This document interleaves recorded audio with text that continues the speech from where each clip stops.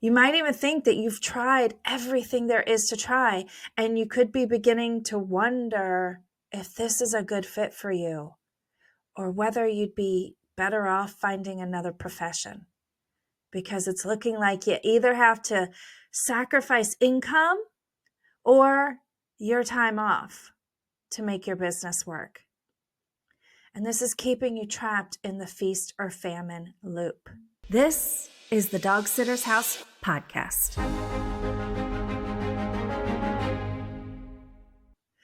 Hello, pet sitter or dog walker or both, whatever you may be. Welcome back to the Dog Sitter's House podcast. I am your host, April Hampton. Thank you for being here. I appreciate it.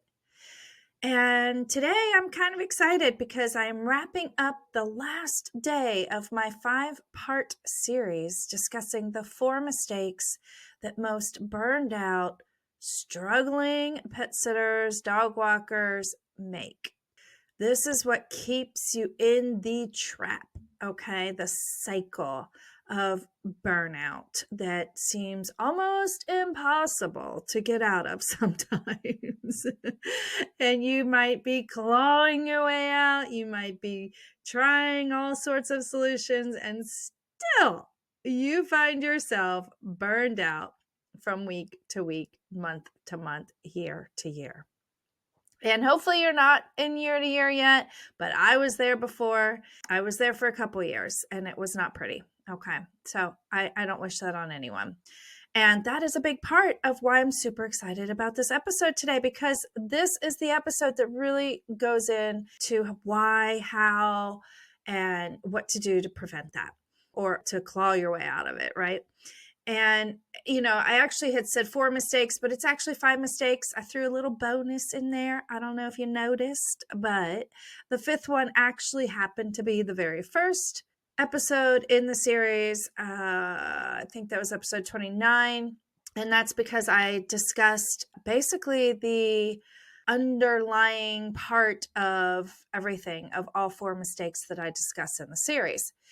I won't spend a lot of time on it today. Instead, I will urge you to go back to episode number 29 and 30, 31, and 32, of course, if you're tired of not getting the results that you want in your business.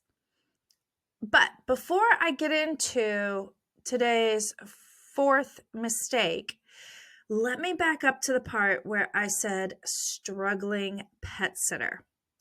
Because I want to be very clear that when I say struggling, this could mean one of 2 things.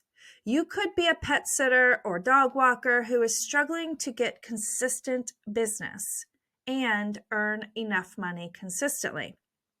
Or you could be a pet sitter or dog walker who feels like you're drinking from a waterfall and drowning in your business because you're just so darn busy. And if you resonate with the latter description, then you might be experiencing the feeling of days turning into weeks and everything is just a blur. Maybe you're actually beginning to realize how long it's been since you've had a hot meal even. Because every time you go to eat, your business needs your attention yet again. It's quite possible that you feel torn every time you get another request for daycare, boarding, or a walk, because on one hand, you're really grateful and excited that your business is booming.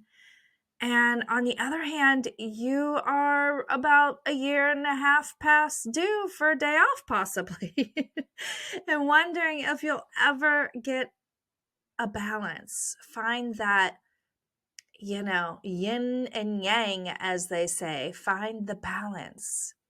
In fact, you may have tried hiring a team to take a load off of your plate only to realize it actually added more to your plate because then you had to interview people.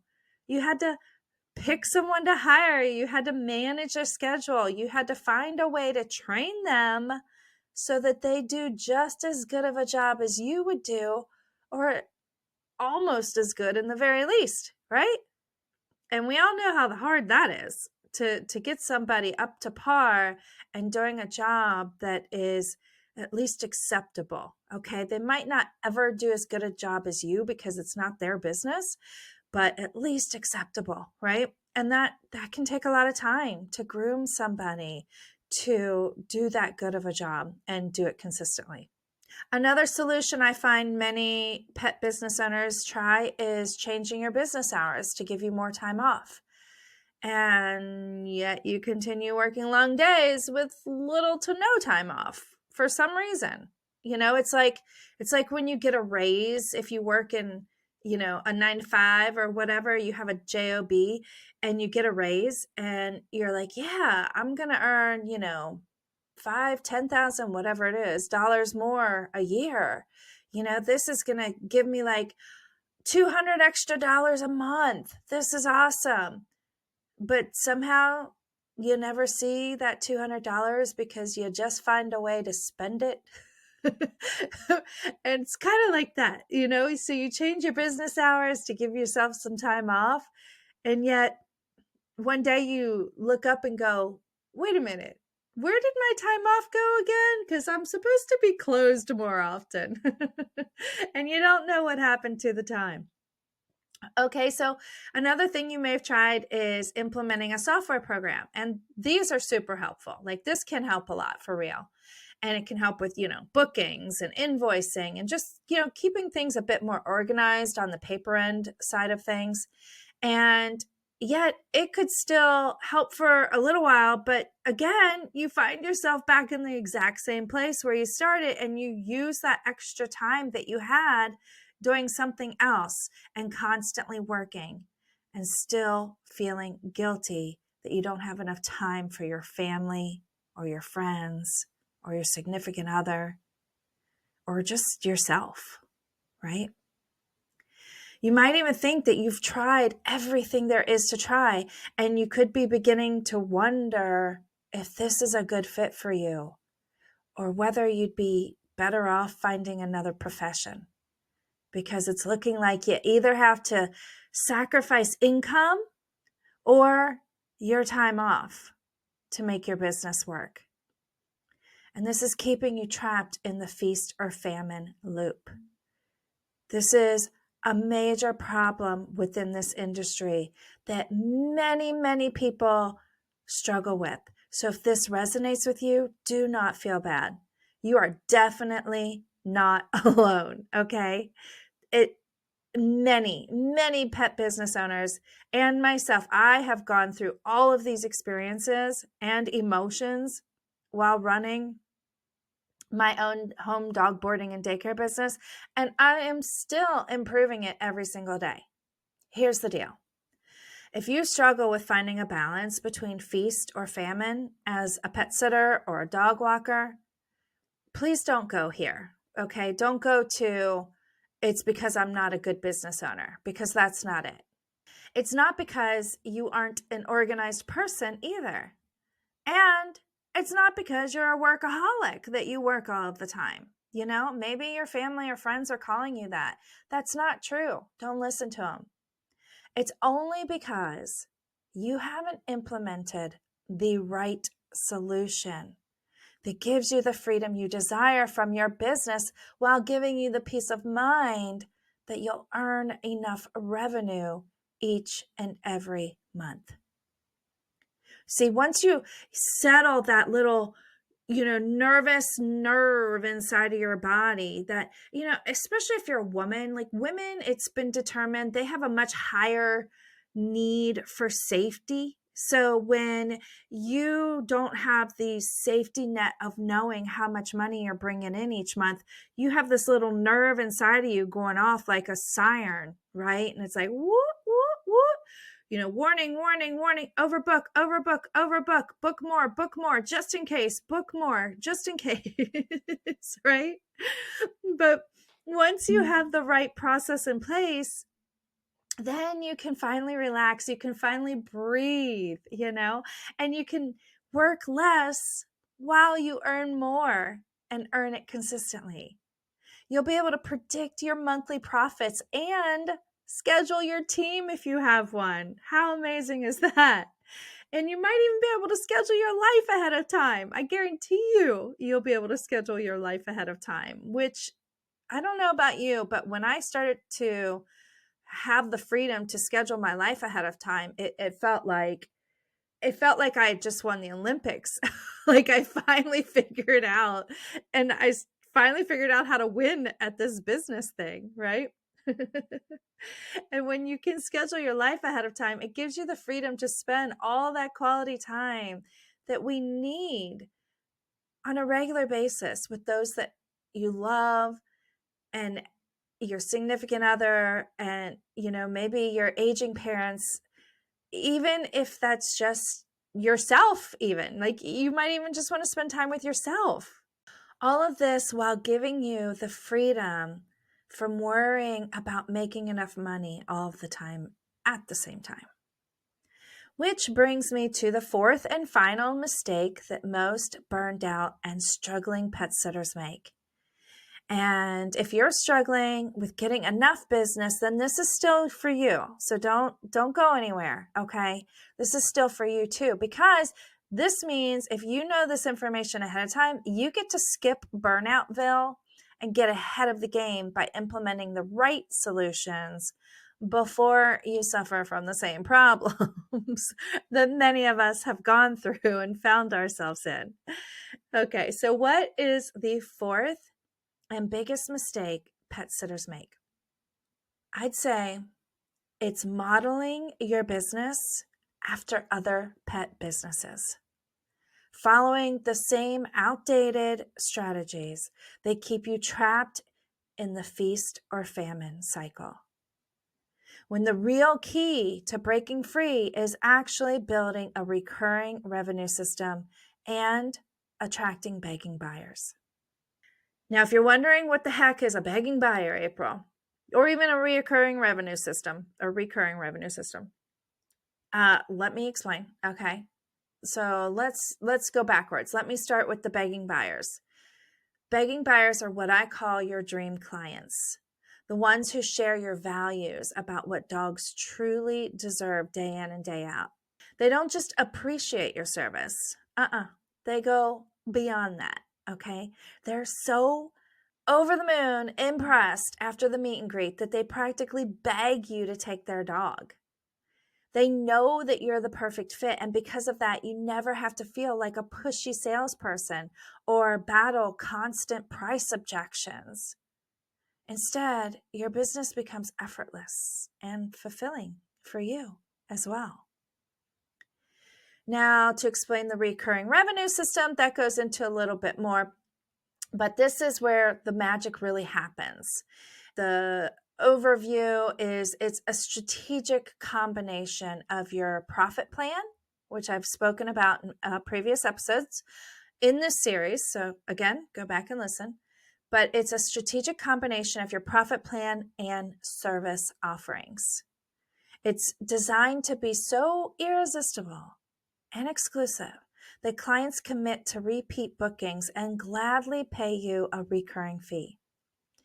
Now, this system, when done correctly, transforms your business from unpredictable to stable, scalable, and stress-free, right? And time off, right? It gives you time off, guilt-free and worry-free time off, which is priceless, right? But you might be thinking right about now, which is okay, but you might be thinking a recurring revenue system might not fit well with the pet sitting and walking industry since there are so many on-demand and app-based sitters available. You got Rover, you got Wag, you got others out there. I don't even know them all. And then, of course, you got your neighbor's daughters or, the one-off sitters here and there, where basically all of the sitters out there and dog walkers are mostly just offering buy one service at a time, or in the very least a package, right? And so I thought the same thing at first too, and I really worried about whether or not having a system like this was going to be successful because of the competition offering just a a drop-in, one-off service. But then I realized that that belief was actually holding me back from not only improving my systems, but improving the value that I brought to my customers as well. Because it's really not about competing with the on-demand sitters and walkers. You see, I figured out it's about offering a better and more reliable solution for your customers. Think about it. On-demand services can't guarantee availability. And this leaves pet owners scrambling to find a trusted sitter or walker at the last minute when they need one, or even sometimes a month or two in advance because we can get booked up so far in advance. Plus, they have to constantly remember to book in advance, way in advance sometimes, and they're constantly handling multiple invoices, especially if they're doing daycare and walking services, right? Every time they have a service, they have to pay again. You have to remember, you have to remind them that's on your side and their side. It's all this extra work for both of us. But a recurring revenue system, on the other hand, removes that stress entirely. It saves your customers time and energy by simplifying their lives as well, by taking tasks off of their plate that they have to remember to do every single day. And Lord knows we live in a world nowadays where that to-do list is way longer than is capable for most human beings to handle in a day. Okay, let's be real, right? And when they see the added value and convenience of committing to a long-term, reliable service such as yours, signing up with you becomes an obvious no-brainer choice.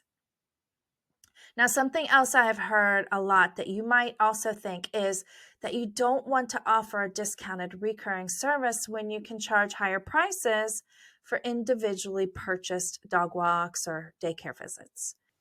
And look, I understand why you would prefer to maximize your earnings on individual services rather than potentially diluting your pricing strategy with a repeat booking model.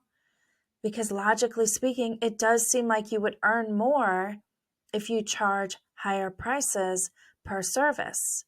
It's counterintuitive to charge less and expect to make more. I get it. But let me tell you, this wasn't my experience because there was no consistency in my business before I implemented this model, which meant multiple days a month when I wasn't fully booked and therefore losing money. I'll give you an example. I originally offered a 10-day prepaid daycare package with a small discount for purchasing in bulk. Okay, this is pretty normal. Again, this is what a lot of different daycare services use, possibly dog walkers. I don't know. I haven't fully done dog walking only as a service. I include it in my service, but I know there's a lot of dog walkers out there that do that. So while this was popular, most clients would buy one package after another, and that was great, right? It was like this consistent income because they were constantly buying packages as soon as they'd use up all of their original package. And at the same time, it came with major downsides that affected both my financial stability and scheduling. The biggest issue was unpredictability. Clients could use their 10 days over 2 weeks or 2 months, making it absolutely impossible to forecast income. And to compensate, I had to overbook boarding dogs just to ensure I made enough money, leaving me trapped in a never-ending work cycle with no balance between business and personal life. Another challenge was scheduling chaos. You see, with the prepaid packages for my daycare, I had no control over how many daycare visits I would have booked each day. And if you're a dog walker, you have no control over how many walks you'll have booked each day. And some days, we can be overloaded, while other days were really slow, leading to a scheduling nightmare. If I was fully booked, I had to turn clients away or scramble to find another day open that I could let them, have a spot. And then you have to, make sure it matches their schedule and go back and forth until you find a day, because you don't want to lose their business. You want to find them another day. You want to keep them as a customer, right?